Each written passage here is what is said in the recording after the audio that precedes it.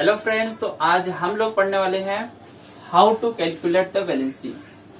अब यहाँ पे हम लोग देखने वाले हैं शॉर्टकट मेथड तरीके, जो हम किस तरीके से वैलेंसी को निकालते हैं या कैलकुलेट करते हैं।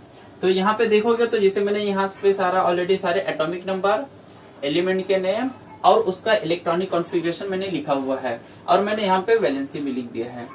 अब मैं तुम लोगों को समझाऊंगा कि ये वैलेंसी आया कैसे है। ये एक शॉर्टकट है, एक मेथड है, तरीका है जिससे हम लोग निकाल सकते हैं।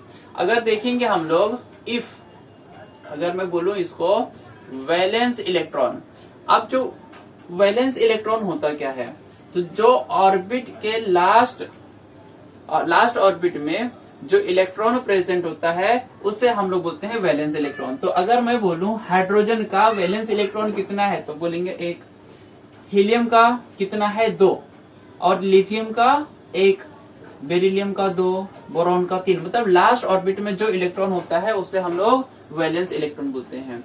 तो अगर वैलेंस इलेक्ट्रॉन, लास्ट ऑर्बिट में जो वैलेंस इलेक्ट्रॉन है, अगर वो 1, 2, 3 और 4 है, तो लास्ट ऑर्बिट में अगर वैलेंस इलेक्ट्रॉन 1, 2, 3 या 4 है तो वही वो क्या बन जाता है, valence electron is equal to हो जाता है वैलेंसी।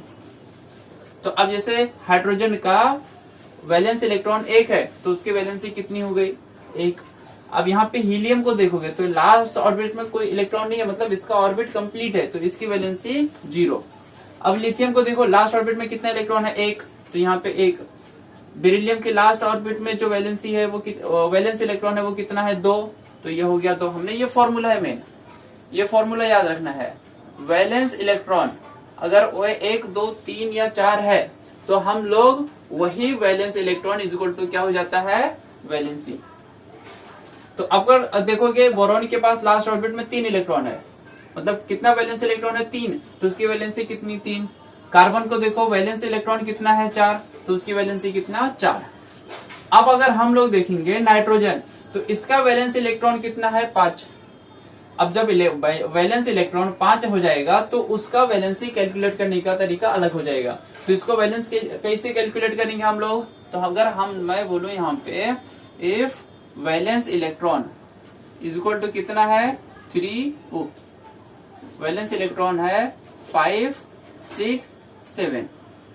अगर वैलेंस इलेक्ट्रॉन 5, 6, 7 है तो हम लोग क्या करेंगे, 8 माइनस वैलेंस इलेक्ट्रॉन, 8 में से वैलेंस इलेक्ट्रॉन को माइनस करेंगे तो जो आ जाएगा वो क्या रहेगा, हमारा वैलेंसी। तो अब यहाँ पे हम लोग करके देखते हैं। तो ये नाइट्रोजन, तो नाइट्रोजन का वैलेंस इलेक्ट्रॉन कितना है, 5, तो उसको क्या किया मैंने, 8 माइनस 5 इक्वल टू कितना मिल गया, 3। तो नाइट्रोजन का जो वैलेंसी हो गया वो कितना हो गया, 3 हो गया।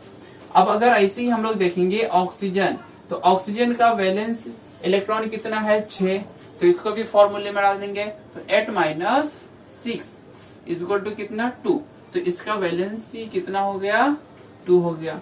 अब अगर ऐसे ही फ्लोरीन को देखेंगे तो फ्लोरीन के पास लास्ट ऑर्बिट में 7 इलेक्ट्रॉन है, तो हम लोग क्या करेंगे, 8 माइनस 7 इक्वल टू 1, तो फ्लोरीन का जो वैलेंसी हो गया वो हो गया 1। अब नियॉन को देखोगे तो 2,8, मतलब इसका जो ऑक्टेट है वो क्या है, कंप्लीट है। अब इसका ऑक्टेट कंप्लीट है, जब ऑक्टेट कंप्लीट रहता है तो उसका जो वैलेंसी होता है वो क्या होता है, 0 होता है। तो इसी तरीके से, इसी फॉर्मूले से तुम ये सारे इलेक्ट्रॉन, सारे एलिमेंट की वैलेंसी क्या कर सकते हो, आसानी से कैलकुलेट कर सकते हो।